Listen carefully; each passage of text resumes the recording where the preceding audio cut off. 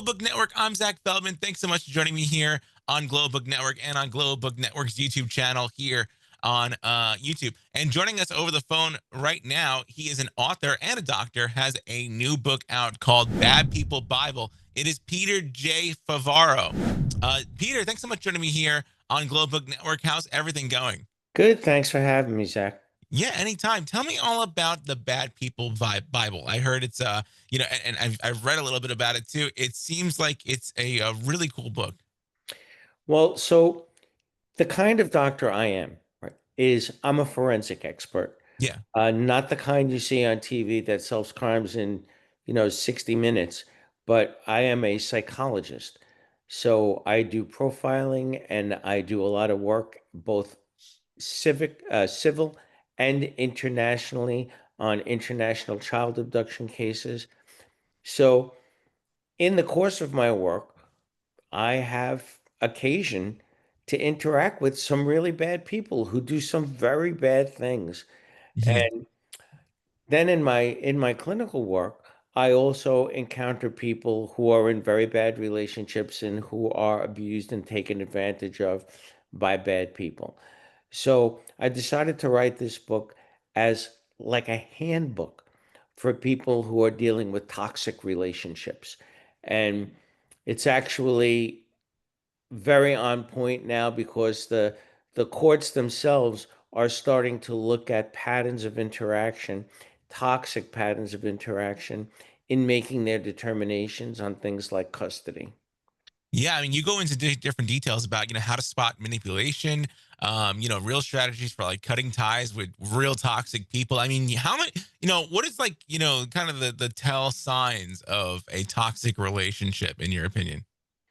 Well, people generally don't find out that they're in a toxic relationship until the honeymoon period of the relationship is over.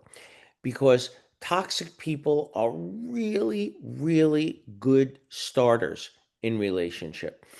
They'll do what's called love bombing in the beginning of a relationship, which is they'll put you on a pedestal, they'll they'll worship you, they'll adore you, they'll compliment you until the fall, as Hmm. I call it, where that will turn into them accusing you of being disloyal to them and making demands on you that you couldn't possibly uh, adhere to.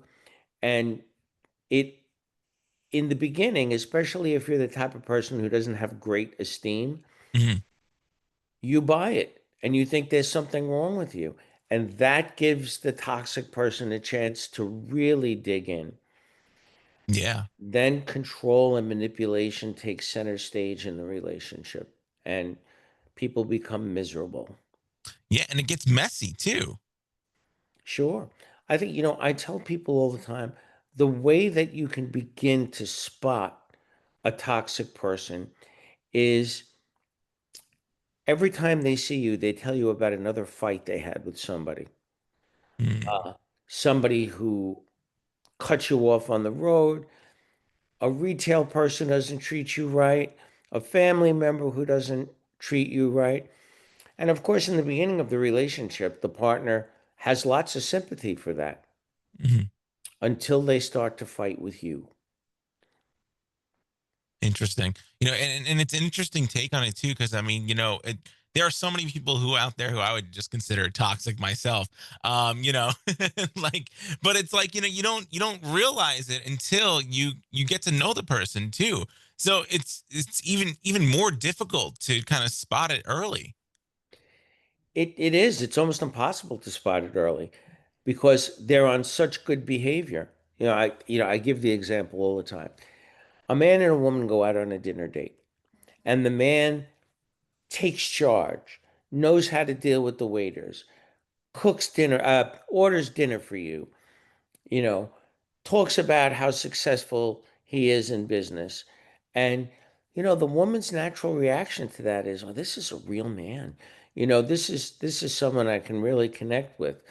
And 3 months later, they're a control freak and you can't make any decisions on your own.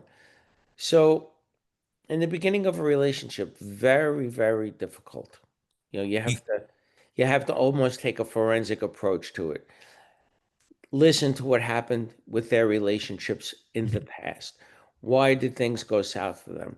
And whether or not this toxic person's complaints about the world have to do with, I always say, dividing everybody into two categories: people who are just like me and assholes who just aren't like me.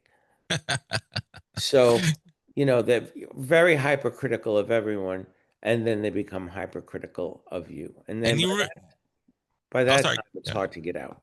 Yeah, I was gonna say, and you also go into detail too about, kind of the statistics of it too, because and you go down into like kind of the nitty gritty of it, But in your opinion, is it mostly male or females who are being the toxic ones?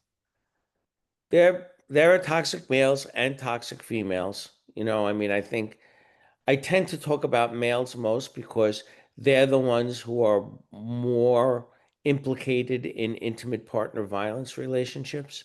Mm, But everybody knows the toxic female who becomes a nightmare stalker, social media stalker, and just an unkind person to be around. Very demanding, very, very hateful. And if if you're the type of guy who enjoys female attention and you're not paying attention, you know, it's very easy to get sucked into that with a female as well. So it's not gender specific. that's good. I mean, but also terrible because then everybody's toxic in a sense. But I think what's also you hit on a good point there too, which is really concerning is how violent males can get too. Females too. And females as well. Yeah, but the key word there is violence. I mean, how do we prevent that from happening? You have to get out early. I Yeah, mean, I've had in my evaluations and investigations for the court, I've seen men who are physically violent and women who go on Craigslist to try to find a hitman to kill their man. horrible, Yeah. horrible. You've seen all the aspects of it, And and it's I've seen it go down in many different ways. First of all, can't find a hitman on Craigslist. They're all uh they're all undercover detectives who work for the DA's office. And they speak to you in very, very specific ways. I'm not trying to give everybody instructions on how to get a hitman, but they'll say, "You want him dead, right?" And they say, "Yeah, dead. Do you want it to hurt?" "Yeah, I want it to hurt as much as possible." Dead, completely dead. crazy. No possibility of, and they're recording all of this. Mhm. So It's it's it's insane. It's absolutely insane that we have to yes. live in a world where not even our own partner could be somebody who would want to kill us, in a sense. I think you have to have a good opinion of yourself. I think, you know, you have to you have to really love yourself before you can love anyone else. It's a cliche and things like that. But if you're not the type of person who can look at someone and say, this person doesn't really have my best interests in mind. Because as soon as you conclude that, you have to get out. Yeah. But you know what? A lot of the time, though, because it's an abusive relationship, it's a relationship that they don't know how to handle. A lot of the times they stay, and that's the worst part of it. What kind of things can people do? Who are in a situation where like, oh crap, I can't get out of it. I'm worried about my own safety in the first place. I mean, I'm sure you've seen that for like so many times. I see it every day. Yeah, I think that the belief that you can't get out of a relationship is a mistaken belief. It's just harder in some circumstances than others. For instance, when you have kids, yeah, the law doesn't let you just pick up with your kids and leave with them. So kids often become the center point for these kinds of conflicts. You don't have to do it alone. You can get help. Go to a therapist who specializes in domestic violence. Go to a community domestic violence group and pay attention. A good therapist will help you develop an exit plan. Yeah, 100%. I mean, and those are all big points too. But I'm also talking about, the people who are dealing with, in abusive relationships where, they know they're being abused, but they are too scared to get any help. Yes, and there's got to be a turning point. Yeah. I have an expression that people sometimes have to think about before they understand, which is the pain of the problem has to become greater than the pain of finding the solution to that problem. And that's a tipping point in relationships. A lot of people don't get there. But at the end of the day, you're the master of your own destiny. You have to take charge. You have to do what's best for you and also 100%. best for your children. Yeah, 100%. 100%. And hopefully, by the time you find out that they are psychopaths, you don't have children with them and you can escape Yeah, that's and not the get rid case. of get out of this situation. But everybody's case is different. Yeah. Again, by the way, the book is called Bad People Bible again. Peter, I want to ask you too, when you were creating this book, and obviously going through your history of being a forensic psychologist. I mean, were there stories that you completely forgot about that you just brought back to reality? Well, they won't let me publish a book that's 1,000 pages long. So I had to go through and find the ones that are most relevant. I've dealt with kidnappings, murders, abuse, trafficking, you name it. Yeah, and you've seen it all, and Yes. especially in the courtroom too, but also in during with your own patients too, right? Well, so I'm not a clinician, so I Mhm. don't have patients or clients. Okay. I'm a court-ordered investigator. And sometimes when I deal with bad people, they try to be bad to me. Over the last 40 years of my practice, I've had death threats. I've had murder attempts myself. Wow. My dad was a cop and he didn't want me to be a cop.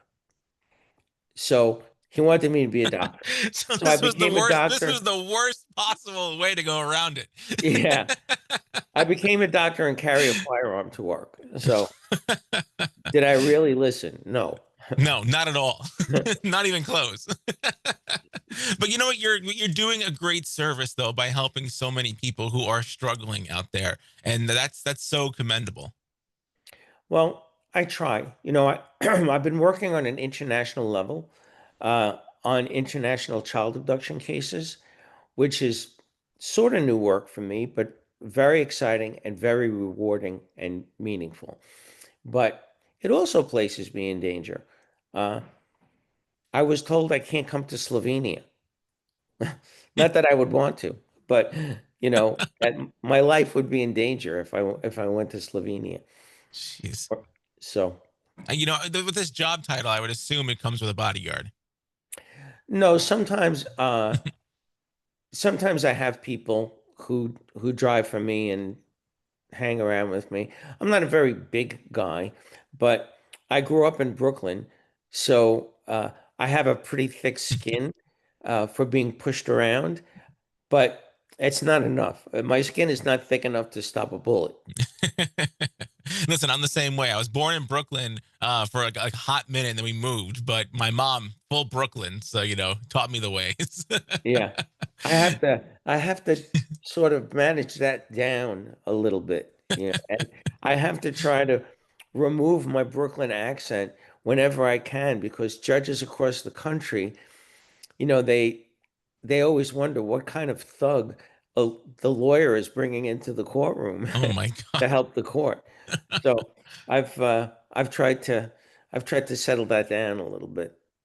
Well, you know what? I mean, this is a really exciting book, because not only does it talk about your history too, it also, it has a lot of helpful tips on, trying to make sure you're not with a toxic person and you're not with somebody who can, turn around and make this whole relationship a 180 on you.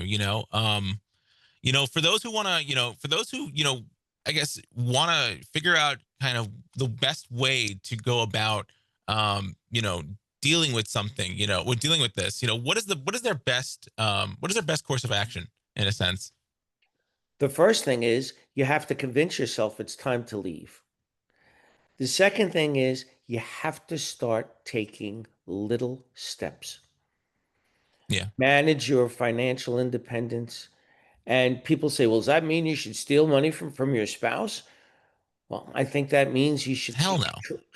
you should take control of joint funds and start putting money wherever you can so that you can escape. This is about escaping with your life. Yeah.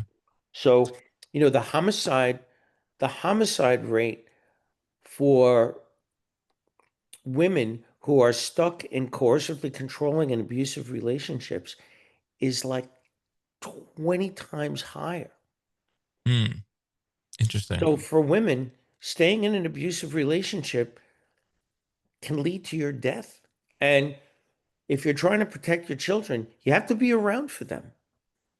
Yeah, 100%. And you gotta be safe with what you're doing too. Last question I gotta ask you too, because obviously you've seen the world change. You know, in your in your practice specifically, you know, working with technology, what have you seen vastly change? Well, cell phones are the number one cause of breakups in a relationship and the number one thing that contributes to toxicity in relationships because people abuse one another over text. They invade one another's privacy. Hmm. They steal one another's phones. So that becomes an escalator of conflict. Wow. And I think in terms of technology, that's something. Also, social media. We see things on social media that inspire and escalate hatred. And it starts very young. I mean, I don't have to go into what's been going on in the news. No matter when this airs, is going to be something that's horrendous. Mhm. Leads to murders, leads to school shootings, leads to spouse homicide and family homicide. So when you talk about technology, I think that mobile technology is a major contributor to violence. 100%. And that's why, you know, mental health is so important for everybody. Well, And now that you mention that, my next book that's going to be coming out really soon is a book about mental health self-care. that's awesome. And so maybe we'll be back talking about that next time. But we're taught how to eat, we're taught how to exercise, we're taught many, many things, but we're never taught how to manage our own mental health. Yeah, 100%. And there's And a mental it's health crisis right now. I there mean, for, definitely is. for 100%. people for people your age especially. And it comes into the popular lexicon, I'm going to crash today. I'm going to do this. And anxiety and depression are at an all-time high. Yeah, they are. And one of the big contributors to that, I mean, I believe so hardly is cell phones. Yep. And 100%. and toxic scrolling. Yeah, 100%. And just and seeing other people's, you know, reality, which is not really reality. You're just looking at what they want you to see. That's a whole Yeah. different story though. Yeah. I'm Next time for excited for that. that book to come out too, you know, Peter. But you know, what else besides that? What else are you working on that we can be excited about too? Uh, I've written 21 books, and Yeah. I'm always thinking of what the next book is going to be. So I think maybe my next book might be the Good Person Bible, how to be a better good person. But I'm always writing, I'm always lecturing. Now I have to jump into my own YouTube channels and things like that. So I'm always sitting in front of a microphone or, uh, camera, and I'm doing what you got to do to try to reach out to people with my message. That's awesome. And the message being, you know, be safe. Be safe out there. Love yourself. That too. Love yourself Well, as well. The book again is called Bad People Bible. You can get it on Amazon. Peter, Thank you so much for joining me here on Globe Book Network. And seriously, best of luck with this book. And definitely come back when you have that next book. I'd love to talk to you more about that. Great meeting you, Zach. Great meeting you too. This has been Globe Book Network here on globalbooknetwork.tv. You can check out all of our past interviews here on the website and also on our YouTube channel at Globe Book Network. And we'll see you here next time for another great author review.